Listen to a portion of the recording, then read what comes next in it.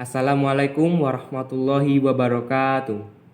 Perkenalkan, nama saya Jordan Kurnia Putra dari kelas 11 Kimia Analisis B absen 14. Di sini saya akan menerangkan tentang hasil tugas 1 saya bab statistika.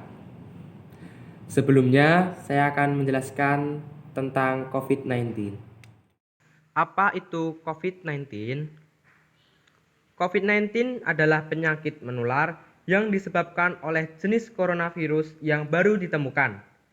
Virus baru dan penyakit yang disebabkannya ini tidak dikenal sebelum mulainya wabah di Wuhan, Tiongkok, bulan Desember 2019. COVID-19 ini sekarang menjadi sebuah pandemi yang terjadi di banyak negara di seluruh dunia, termasuk negara kita tercinta, Indonesia. Di Indonesia sendiri, kasus pertama kali terkonfirmasi positif COVID-19 tercatat pada bulan Maret 2020. Hingga sampai sekarang ini, kasus terkonfirmasi positif COVID-19 di Indonesia terus mengalami peningkatan. Begitu pula dengan kasus sembuh di Indonesia. Kasus sembuh di Indonesia juga mengalami peningkatan.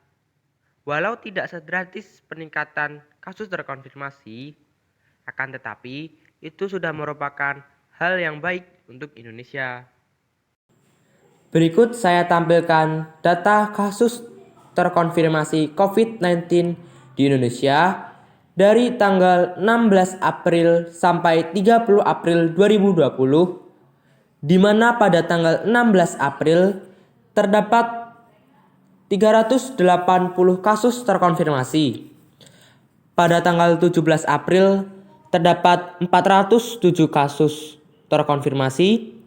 Pada tanggal 18 April terdapat 325 kasus terkonfirmasi. Pada tanggal 19 April terdapat 327 kasus terkonfirmasi. Pada tanggal 20 April terdapat 185 kasus terkonfirmasi. Pada tanggal 21 April terdapat 375 kasus terkonfirmasi. Pada tanggal 22 April terdapat 283 kasus terkonfirmasi. Pada tanggal 23 April terdapat 357 kasus terkonfirmasi. Pada tanggal 24 April terdapat 436 kasus terkonfirmasi. Pada tanggal 25 April terdapat 396 kasus terkonfirmasi. Pada tanggal 26 April terdapat 275 kasus terkonfirmasi. Pada tanggal 27 April terdapat 214 kasus terkonfirmasi. Pada tanggal 28 April terdapat 415 kasus terkonfirmasi. Pada tanggal 29 April terdapat 260 kasus terkonfirmasi. Dan pada tanggal 30 April terdapat 347 kasus terkonfirmasi. Kemudian, untuk perhitungan rata-rata, rumus yang digunakan yaitu penjumlahan seluruh data dibandingkan dengan banyak data. Jumlah seluruh data dapat dihitung dengan menjumlahkan kasus terkonfirmasi pada tanggal 16 hingga 30 April. Jadi, penjumlahan seluruh datanya adalah 4.982 kasus terkonfirmasi. Dan karena ada 15 hari, maka banyak datanya adalah 15. Sehingga nilai rata-ratanya adalah 4.982 dibanding 15 hari, sama dengan 332,1334 atau 332 kasus setiap harinya.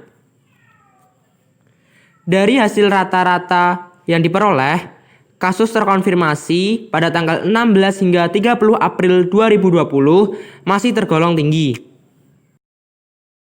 Dan jika kita melihat dari tren grafiknya, mulai tanggal 16 hingga 17 April mengalami kenaikan.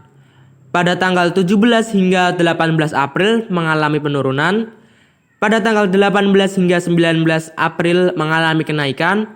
Pada tanggal 19 hingga 20 April mengalami penurunan, pada tanggal 20 hingga 21 April mengalami kenaikan, dan pada tanggal 21 hingga 22 mengalami penurunan lagi.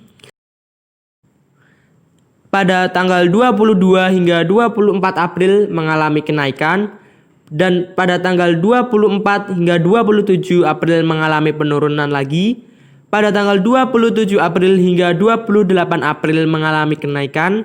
Pada tanggal 28 April hingga 29 April mengalami penurunan. Dan yang terakhir pada tanggal 29 April hingga 30 April mengalami kenaikan lagi. Dari data yang diperoleh dapat kita lihat bahwa kasus pertambahan COVID-19 di Indonesia masih tergolong sangat tinggi. Maka dari itu, marilah kita bersama-sama memutus rantai penyebaran COVID-19 di Indonesia dengan cara mengurangi aktivitas di luar rumah, yang itu merupakan kegiatan tidak penting. Hindari kerumunan, selalu menggunakan masker ketika di luar rumah, seringlah mencuci tangan dan menjaga kebersihan diri, dan makanlah makanan yang bergizi dan mengandung vitamin. Sekian dari saya, kurang lebihnya mohon maaf. Wassalamualaikum warahmatullahi wabarakatuh. Waalaikumsalam.